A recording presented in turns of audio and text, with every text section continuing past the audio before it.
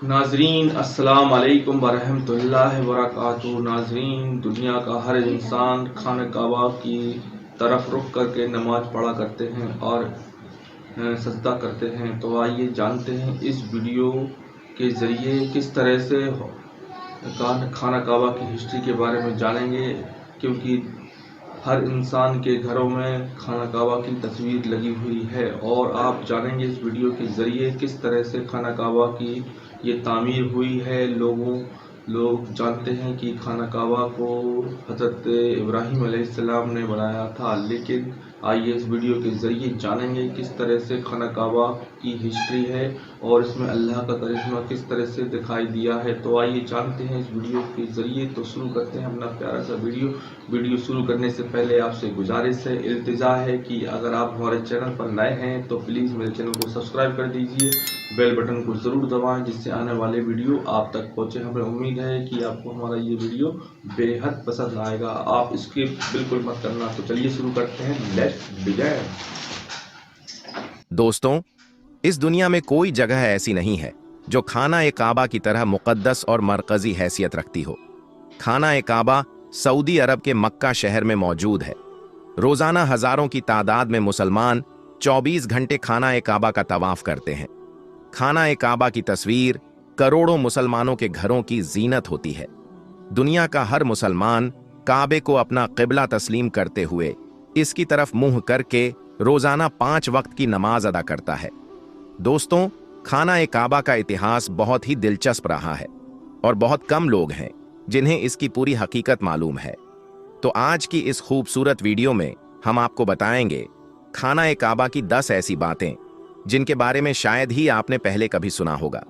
तो आइए शुरुआत करते हैं कि खाना ए काबा कब, कैसे और किसने तामीर किया। हम आज जिस काबा को देखते हैं वो हमेशा से ऐसा नहीं था। कुदरती आफात और वक्त के साथ बदलती परिस्थितियों की वजह से समय समय पर इसकी तामीर की जाती रही। अक्सर लोग ये समझते हैं कि काबा की पहली तामीर हज़रत इब्राहीम अलैहिस्सलाम और उनके बेटे इस्माइल अलैहिस्सलाम ने की थी, मगर दोस्तों, रिवायतों में आता है कि सबसे पहले इस मुक़द्दस घर को हज़रत आदम अलैहिस्सलाम ने तामीर किया था। अल्लाह के हुक्म से आदम अलैहिस्सलाम ने मुख्तलिफ पहाड़ियों से पत्थर लाकर इसकी बुनियाद रखी थी।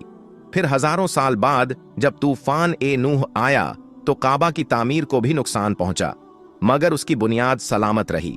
बाद में हज़रत इब्राहीम अलैहिस्सलाम ने अपने बेटे इस्माइल अलैहिस्सलाम के साथ मिलकर उसी बुनियाद पर दोबारा तामीर की। फिर एक दौर आया जब नबी ए करीम के ज़माने में यानी नबूवत से पहले कुरैश वालों ने काबा की तामीर की। उन्होंने नियत की कि काबा की तामीर सिर्फ हलाल माल से ही करेंगे, मगर अफसोस वसाइल कम पड़ गए और छत अधूरी रह गई। इसके बाद अब्दुल्लाह बिन जुबैर रजी अल्लाहु अन्हु के दौर में काबा की फिर से तामीर हुई, मगर आखिरी बार जब इस पर काम हुआ तो अब्दुल मलिक बिन मरवान के हुक्म पर हज्जाज बिन यूसुफ ने कुरैश द्वारा बनाए गए काबा को गिराया और उसी बुनियाद पर दोबारा तामीर किया। और आज जो हम खाना ए काबा को देखते हैं वह उसी वक्त से कायम है। नबी ए करीम के दौर में कोई भी मुसलमान खाना ए काबा के अंदर दाखिल होकर इबादत कर सकता था। उस दौर में हफ्ते में 2 बार आम लोगों के लिए काबा खोला जाता था, मगर आज मुसलमानों की तादाद और सिक्योरिटी जैसे वजूहात की वजह से साल में सिर्फ 2 बार ही खाना ए काबा खोला जाता है, वो भी सिर्फ खास मेहमानों और आला शख्सियतों के लिए।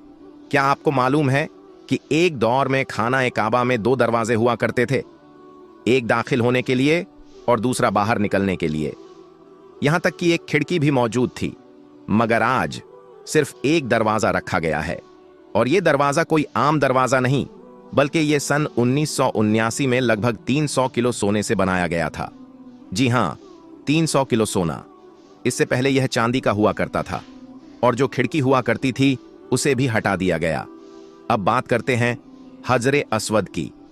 क्या आपने कभी गौर किया है कि हजरे अस्वद हमेशा चांदी के कवच में क्यों लिपटा रहता है? कुछ रिवायतों में आता है कि जब मक्का पर हमला हुआ तो दुश्मन फौज के पत्थरों से यह मुकद्दस पत्थर टूट गया।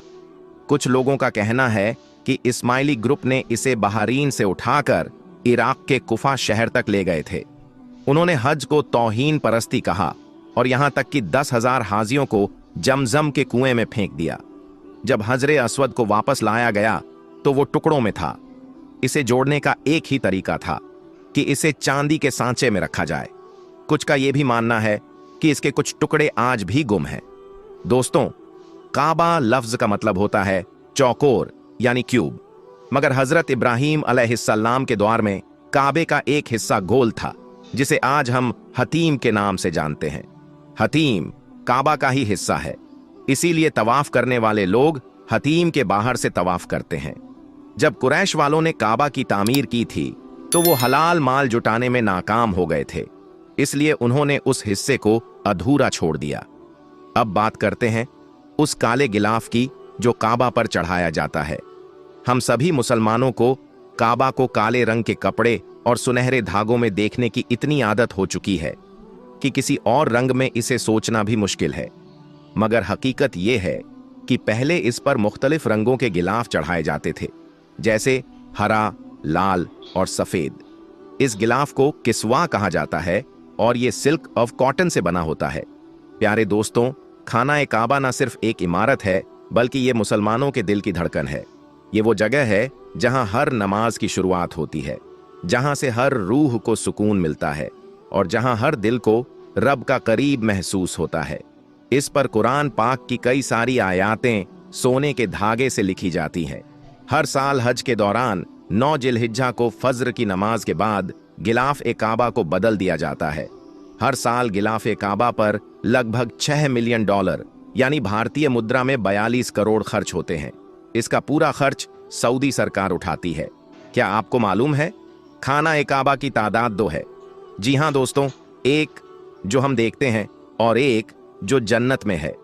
हम जब काबा की तरफ रुक करके नमाज अदा करते हैं तो वो एक काबा होता है, और ठीक उसी के ऊपर जन्नत में एक और काबा है जिसे रिवायतों में बैतुल मामूर कहा जाता है। यह फरिश्तों का काबा है। दोस्तों, खाना काबा को लेकर लोग तरह तरह की बातें करते हैं। कोई कहता है कि काबा के अंदर हमारी देवताओं की मूर्तियां छुपाकर रखी गई हैं, तो कोई कहता है कि काबा शरीफ के अंदर फलां चीज रखी गई है।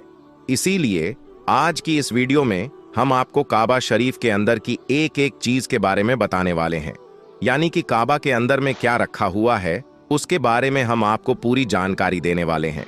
इसीलिए आज का यह वीडियो आप सभी के लिए बहुत खास है। आप इसको आखिर तक जरूर देखें और मेहरबानी करके इस वीडियो को आगे शेयर भी कर दें, ताकि और भी लोगों के पास यह वीडियो पहुंच जाए और वह भी जान सकें कि काबा शरीफ के अंदर में क्या रखा हुआ है। तो चलिए दोस्तों, शुरू करते हैं। दोस्तों, इस दुनिया में कोई भी ऐसी जगह नहीं है जो काबा की तरह मुकद्दस और मरकजी हैसियत रखती हो। काबा सऊदी अरब के मक्का शहर में मौजूद है। रोजाना हजारों की तादाद में मुसलमान 24 घंटे काबा का तवाफ करते हैं। दुनिया का हर मुसलमान काबा को अपना क़िबला तस्लीम करते हुए इसकी तरफ अपना मुंह करके रोजाना 5 वक्त की नमाज अदा करता है, और यह सिलसिला 1400 सालों से, यानी कि पैगंबर हजरत मोहम्मद सल्लल्लाहु अलैहि वसल्लम के दौर से लगातार जारी है। खाना काबा के नाम से जाना जाने वाला यह छोटा चौकोर घर ऊंचाई में गगनचुंबी इमारतों को टक्कर तो नहीं दे सकता, लेकिन यह रूए जमीन की सबसे पाक और मुकद्दस जगह है। इतिहास और इंसानों पर इसका बहुत गहरा असर है। काबा मुरब्बा शक्ल में एक बड़े कमरे की सूरत में नजर आता है। इसकी ऊंचाई 39 फीट 6 इंच यानी तकरीबन 15 मीटर है। इसका कुल आकार 627 वर्ग फीट में बना हुआ है। इसका अंदरूनी हिस्सा 13 बाई 15 मीटर का है और 9 मीटर के दायरे में लोग तवाफ करते हैं। काबा की छत लकड़ी के 3 मजबूत सतूनों पर टिकी हुई है। इन सतूनों में जो लकड़ी इस्तेमाल की गई है वह दुनिया की सबसे मजबूत लकड़ियों में से एक है। सहाबी रसूल हजरत अब्दुल्लाह बिन जुबैर रज़ियल्लाहु ताला अन्हु ने यह तीनों पिलर बनवाए थे। इन्हें 1035 साल गुजर चुके हैं। इनका रंग गहरा भूरा है। लकड़ी के हर पिलर का आमूद यानी घेरा तकरीबन 150 सेंटीमीटर है और मोटाई 44 सेंटीमीटर है। इनके दोनों तरफ काबा शरीफ की दीवारें बनी हुई हैं। काबा शरीफ में एक दरवाजा है। इसके ठीक सामने एक मेहराब है, यानी कि यह मेहराब उस जगह पर है जहां पर रसूल खुदा सल्लल्लाहु अलैहि वसल्लम ने काबा के अंदर नमाज अदा की थी। हजरत इब्ने उमर रज़ियल्लाहु ताला अन्हु जब काबा के अंदर तशरीफ ले जाते तो दरवाजे से सीधे आगे की जानिब इतने चलते कि सामने वाली दीवार तकरीबन 3 हाथ रह जाती। फिर वो दीवार की तरफ पीठ करके और सामने वाली दीवार की तरफ रुक करके नमाज अदा करते। वो उसी जगह पर नमाज अदा करते जहां पर रसूल खुदा सल्लल्लाहु अलैहि वसल्लम ने नमाज अदा की थी, जैसा कि हजरत बिलाल रज़ी अल्लाह ताला अन्हु ने उन्हें बताया था। दरवाजे की दाहिनी तरफ एक जिना है जो छत की तरफ जाता है। उसका एक दरवाजा है जिस पर एक पर्दा लटका रहता है। काबा की दीवारों के अंदरूनी हिस्सों में मजबूत और खूबसूरत संगमरमर लगाया गया है, जिस पर निहायत ही दिलकश नक्श ओ निगार बने हुए हैं। काबा की अंदरूनी दीवारों और छत पर सब्ज रंग के पर्दे लटके हुए हैं, जिन पर कलिमा तैयबा के अलावा सूरा ए आल ए इमरान की आयत नंबर 96 और सूरा ए बकरा की आयत नंबर 144 लिखी हुई है। पर्दे की ऊंचाई 7.5 मीटर है। चूंकि यह पर्दे काबा शरीफ के अंदर हैं, इसलिए इन पर गर्द और गुबार नहीं लगती। इन पर्दों को तकरीबन 3 से 5 साल की मुद्दत के बाद बदला जाता है। काबा शरीफ का अंदरूनी पर्दा सबसे पहले मक्का के एक कारखाने में तैयार किया गया था।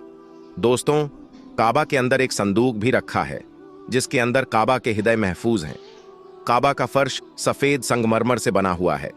काबा की जो छत है, एक ऊपर और एक नीचे, उनमें एक सुराख बनाया गया है जिस पर शीशे का एक मजबूत ढकना रखा गया है, जिससे काबा शरीफ के अंदर रोशनी आती है।